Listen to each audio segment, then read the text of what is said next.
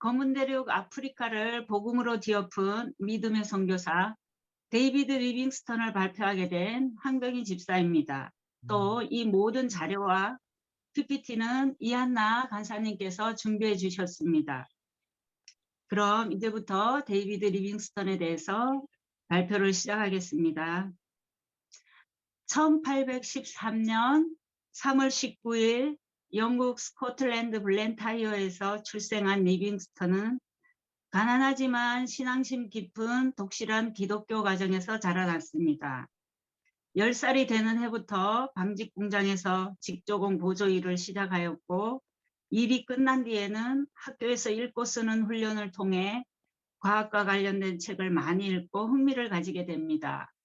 그러던 어느 날 리빙스턴은 주일 예배 시간에 중국에서 활동하고 있는 찰스 비틀라프 선교사의 선교 보고와 함께 의학을 공부한 젊은이들이 중국으로 의료 선교를 하면서 복음 전파하기를 장려하는 편지 내용을 듣게 된 뒤 중국 의료 선교에 대해 마음을 갖게 되었습니다. 1836년 앤더슨 초급 대학교에 입학하여 헬라어, 신학, 화학, 의학 과목들을 수강하고 1838년에는 이 모든 과정을 수료하게 되었습니다. 또한 1837년 9월에는 런던 선교회에 가입하였으며 중국 선교사가 되기 위한 노력을 하며 선교관을 확립하였습니다. 선교사 훈련 과정 중 체어링 크로스 병원에서 수학하며 수술 경험을 쌓고 리처드 세실 목사의 훈련을 통해 선교사의 자질과 파송 여부를 정하였습니다.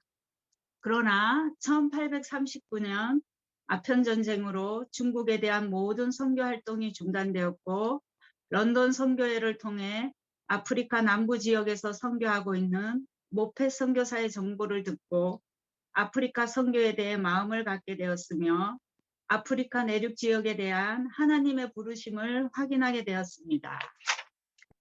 네, 이제부터는 PPT 화면에 있는 아프리카 지도를 꼭 보시면서 들으시면 더 좋을 것 같습니다. 1840년 27에 리빙스턴은 의사고시 합격과 목사 안수를 받고 12월 18일 아프리카로 가기 위해 조지오에 승선을 하게 되고 윌리엄 로스 목사 부부와 함께 동행을 하게 되었습니다.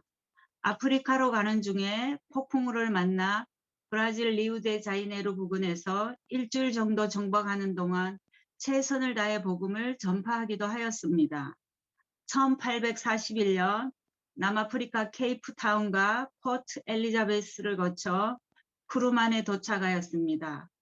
쿠루만에는 로버트 머펫 선교사가 25년 전에 세운 선교기지가 있었고 이곳에서 아프리카 내륙 깊은 곳으로 가기 위한 준비를 하였습니다.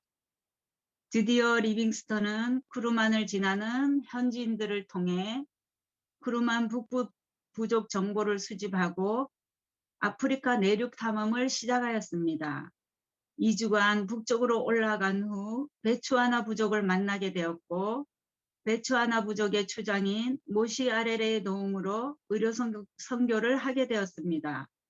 베추아나 부족의 일족인 바카인 부족에게도 의료 선교를 하였으며 이를 계기로 아프리카 내륙 선교가 의료 기술과 연결될 때 더 큰 효과를 볼 수 있으리라고 확신하게 되었습니다. 당시 아프리카에는 탐판벌레, 즉 살을 파고들어 피부를 가렵게 만들어 긁을수록 살 속으로 파고드는 벌레로 알코올로 피부를 소독한 후 바늘을 불에 달구어 벌레를 빼내야 하는 무서운 벌레 때문에 원주민들이 힘든 상황에 처해 있었습니다. 1842년 2월 두 번째 선교 탐험이 시작되었습니다. 4명의 아프리카인들과 바카인 부족을 찾아서 만났으며 의료 선교 및 관계수로 정비 등을 서슴지 않고 하였으며 북쪽의 칼라하리 사막 끝 바망와터 마을에 도착하였고 다시 바망와터에서 북쪽으로 30km 정도 떨어진 피그미 부족을 만났습니다. 피그미 부족 추장 아들과 동행하며 사막 생활에 대한 많은 정보를 수집하고 1842년 6월에 두 번째 선교 탐험을 마무리하였습니다. 그러나 리빙스턴의 활발한 복음 전파 활동에 비해 회심하지 않았으나 실망하지 않았습니다. 1843년 2월 세 번째 북부 탐험을 시작하였습니다.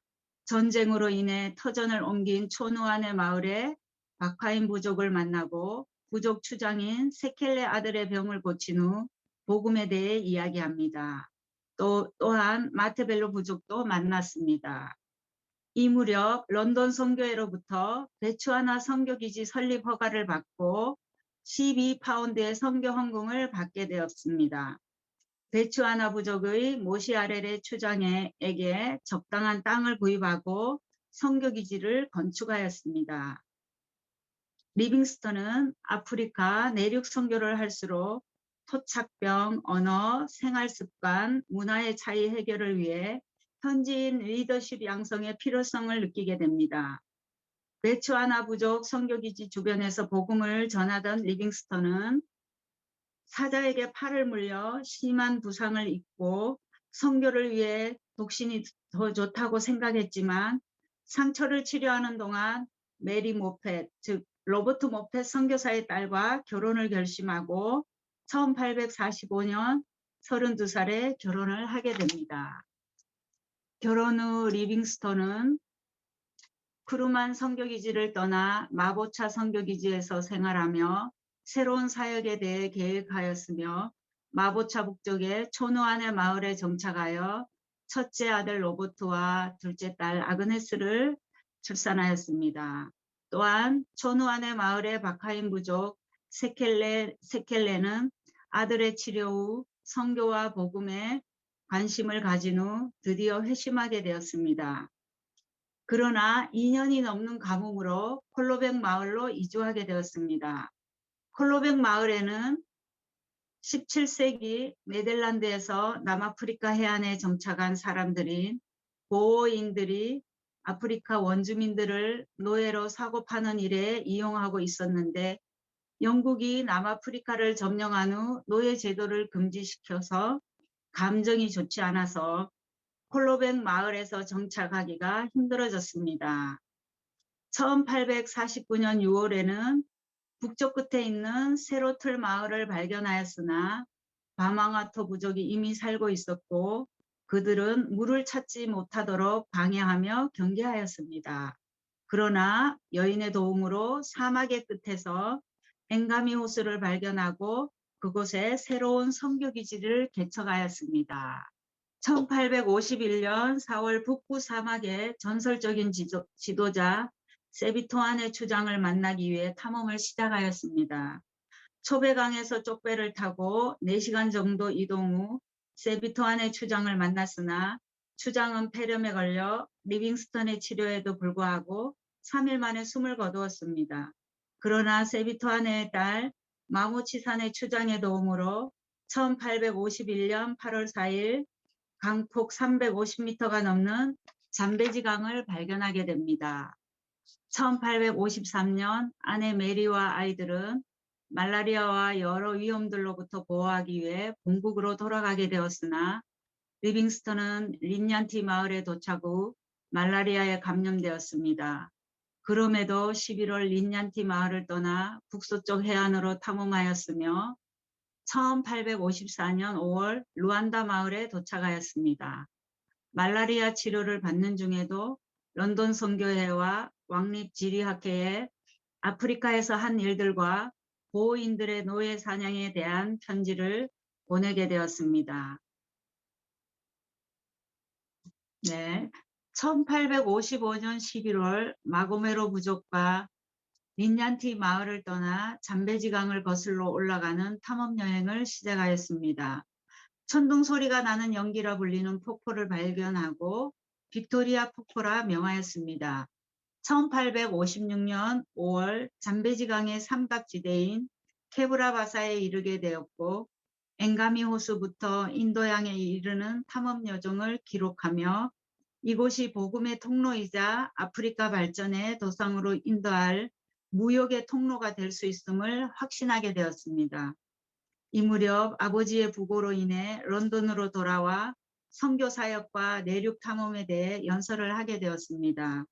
이후 런던 선교회와 결별하고 홀로 현지인 리더십 사역을 하기로 결정하였으며 영국 왕실이 아프리카 내륙의 관리자 제안을 하자 하나님이 주신 기회라 생각하게 되었으며 아프리카의 비전을 계획하고 하나님이 만드신 아프리카 선교의 역사라는 책을 출판하였습니다. 다시 아프리카로 돌아온 리빙스턴은 잠베지강 탐사를 시작하고 3개월 만에 테테에 도착하여 마고메로 사람들과 함께 탐사를 시작하였습니다. 1859년 9월 샤로아 호수와 인니시아 호수를 발견하고 노예무역의 현장을 보며 무역로 개발의 필요성을 간절히 느끼게 되었습니다. 또한 런던 선교회에서 백인 선교사들과 그 가족들을 파송하였으나 노예무역의 현장이었던 린얀티 마을에서 변을 당하는 일도 벌어졌습니다. 4년 만에 만난 아내 메리가 말라리아에 감염되어 1862년 4월 천국으로 떠나보내게 되고 힘든 시간을 보낸 리빙스턴은 런던으로 돌아가 노예 무역에 대한 고발을 하기 위한 목적으로 두 번째 책을 출판하였습니다. 아프리카 노예 무역 중단을 위해 두 번째 책을 출판한 리빙스턴은 아프리카 상업 번성에 대한 주의 환기와 노예 무역의 실상 고발 강연으로 자신의 사역에 대한 방향을 조정하며 아프리카를 향해 자신이 해야 할 일이 있음을 보여주시는 하나님의 역사라 생각하고 선교는 마음을 전하고 자신을 전하고 복음을 전하는 것임을 깊이 새기게 되었습니다. 리빙스턴은 아프리카 내륙 마을을 발견할수록 처참한 노예 무역의 실상과 마주하게 되고 그 모든 일들을 기록하며 1870년부터 1년간 탐험한 마을마다 노예 무역이 휩쓸고 간 자리를 확인하게 되었으며 이 모든 현실을 적은 편지를 영국으로 보내었습니다. 이 모든 소식은 영국을 넘어 미국까지 퍼지게 되었으며 미국 뉴욕 헤럴드 기자 헨리 스탠리가 리빙스턴 가족의 소식을 가지고 온 후 아프리카 탐험에 동참하게 되었습니다. 이 무렵 1869년 11월 17일에는 홍해와 지중해를 연결하는 스에즈 운하가 만들어져 아프리카에서 영국이 바로 연결되어 아프리카로의 이동이 용이해졌습니다. 1872년 헤럴드 기자는 리빙스턴이 기록한 일기와 편지를 미국으로 가지고 돌아간 후 리빙스턴의 아프리카에 대한 비전과 소망, 사역의 내용을 미국과 영국에 전달하였습니다. 아프리카의 동부와 서부의 강을 따라 지류를 발굴하고 사막을 지나면서 물길을 찾기 위해 노력을 아끼지 않았던 리빙스턴은 약해질 대로 약해진 몸으로 느리지만 탐험은 계속되었습니다. 온몸을 괴롭히는 이질과 통증 때문에 짧게라도 기록하고 사람들을 만나며 함께 기도하였습니다. 1873년 4월 30일 리빙스턴은 어느 누구도 만나지 않았고 찾아오는 사람들도 돌려보냈습니다. 약해진 몸을 움직여 기도하는 자세로 앉아있던 리빙스턴은 기도하는 자세로 세상을 떠났습니다. 리빙스턴의 심장은 아프리카의 어느 나무 밑에 묻혔고 시신은 그가 탐험한 지역을 거쳐 1년 만에 런던으로 돌아왔습니다. 1874년 영국 정부는 웨스트민스터 사원에 그를 안치했고 장례식 후 데이비드 리빙스턴이 속했던 스코틀랜드 연합교회는 아프리카의 발전과 노예무역 금지에 대한 그의 노력과 복음을 향한 전도의 열정을 기념하기 위해 중앙아프리카의 리빙스토니아라는 선교기지를 건설하였습니다. 데이비드 리빙스턴은 백인 선교사들이 접근했던 해안지대가 아니라 아프리카 내륙으로 나아가려 했고 그의 탐험심은 아프리카 내륙에 살고 있는 소수부족을 향해 있었습니다. 아프리카에는 데이비드 리빙스턴이 발견한 엥가미 호수와 잠베지강을 중심으로 새로운 무역로가 형성되었고 생전에 그가 발표한 책을 통해 아프리카 내지의 지도가 완성되었고 아프리카 지류 및 날강 수온조사 사업도 진행되었습니다. 그가 이룩한 아프리카 대륙 횡단 탐험은 아프리카 복음의 통로를 구축하는 기반이 되기도 하였습니다. 데이비드 리빙스턴은 사람을 사랑하는 의사이며 복음 전파의 위대한 사명을 감당한 선교사이며 아프리카의 인권을 옹호하는 인류가이며 아프리카 내륙을 탐험한 탐험가로 기록되어져 있습니다. 이상 데이비드 리빙스턴에 대한 발표를 마치겠습니다. 감사합니다.